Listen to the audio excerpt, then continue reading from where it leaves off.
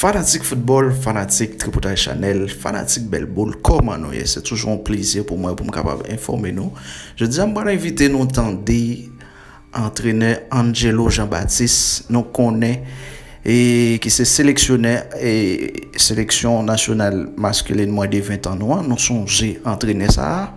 Nous songé bel travail il était fait avec petit monsieur nous dans non petit Carlton qui t'a une belle prestation dans éliminatoire Coupe du monde des moins de 20 ans nous songé moi l'inviter nous tendre ensemble Angelo Jean-Baptiste qui s'est sélectionné sélection masculine moins de 20 ans nous. OK, on entend ensemble. Bonjour. Bonjour. Donc, est-ce que tu pourrais te présenter pour qu'on puisse te connaître un peu mieux ici à Montréal?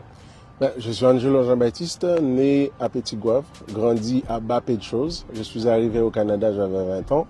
Je suis arrivé ici pour étudier justement à l'Université du Québec à Trois-Rivières.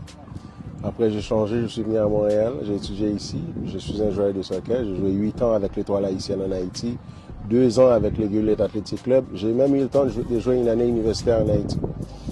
Donc, je suis quand même très conscient de ce que le sport, études m'a apporté.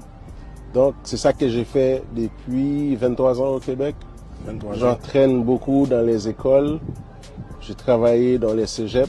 J'ai entraîné l'Université de Moncton pendant 5 ans. J'ai été aussi chargé de cours à l'Université de Moncton dans le football. En gros, je suis un passionné du football. J'ai fait mes formations en Irlande, ma licence AUFA. J'ai une licence AUSSF aussi et je suis candidat à la licence Pro UEFA pour l'année prochaine. Donc, j'entraîne aussi l'équipe nationale U20 d'Haïti et je suis consultant pour 2 clubs ici au Québec. Il y a énormément de talents ici à Montréal, donc on essaie de regrouper ces talents-là dans le but de sélectionner quelques-uns d'entre eux pour représenter le pays. Donc aujourd'hui, c'est ce qu'on a remarqué. Bon, c'est ce qu'on regardait, on a observé avec toi. Il y avait beaucoup de jeunes aujourd'hui. Et comment tu as eu... c'est quoi tes impressions, les premières choses que tu vois après avoir fait la séance avec les jeunes? Je suis impressionné par le nombre de joueurs qui se sont présentés aujourd'hui, mais il y a énormément de talent dans cette équipe-là. Ils étaient au nombre de 38. J'ai écarté 4 d'entre eux. Là, il y a 34 que je vais voir mercredi matin. Et là, à partir de ça, on va garder un groupe de 22-23. Et on va essayer de préparer cette équipe-là pour jouer contre d'autres équipes qui sont dans la même situation que nous, des Haïtiens d'origine. On va faire des matchs et puis on va essayer de cibler la crème de la crème pour représenter Haïti éventuellement en composant une équipe haïtienne avec des gens en Haïti et des jeunes de la diaspora. Je pense que ça va être un gros plus pour la Fédération haïtienne de football et les pays. Concernant ton séjour, bon pas ton séjour, mais la belle performance quand même si ça n'a pas été jusqu'au but ultime, mais ton expérience en tant que coach avec les U20, est-ce que tu peux nous donner tes impressions? C'était une expérience humaine extraordinaire. Moi, je voulais faire ça comme une mission patriotique puisque c'était vraiment à la dernière minute. Moi, j'ai pris cette équipe quasiment 3 jours avant la compétition.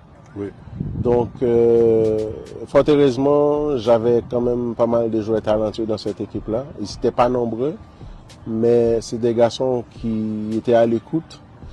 On a pu mettre en place quelque chose qui nous a permis de performer, surtout contre Trinidad, qui a commencé sa préparation pendant une période de 6 mois. Ils ont joué 15 matchs amicaux.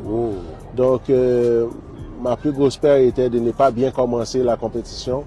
On a commencé avec un match nul qui aurait pu être une défaite, comme ça aurait pu être une victoire pour nous.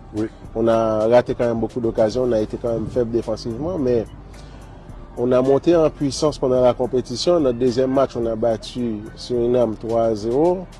Et le Mexique qui a pulvérisé tout le monde. Le Mexique a gagné 5-0 contre Trinidad, 8-0 contre Suriname. On a fait match nul contre le Mexique, on a touché les poteaux deux fois. Et là, il faut dire qu'en Haïti, on a énormément de talent. Ce qui nous manque, c'est un petit peu plus d'organisation. Et on va être imbattable dans la Caraïbe. Mais pour ce faire, il faut vraiment qu'on soit prêt. On doit avoir aussi un championnat au niveau local.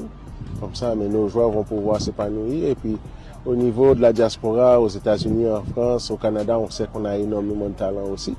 Donc, si on arrive à combiner tout ça, Haïti a la possibilité de dominer la CONCACAF, mais il doit avoir un travail de fond qui se fait par la fédération et par des gens dans la diaspora.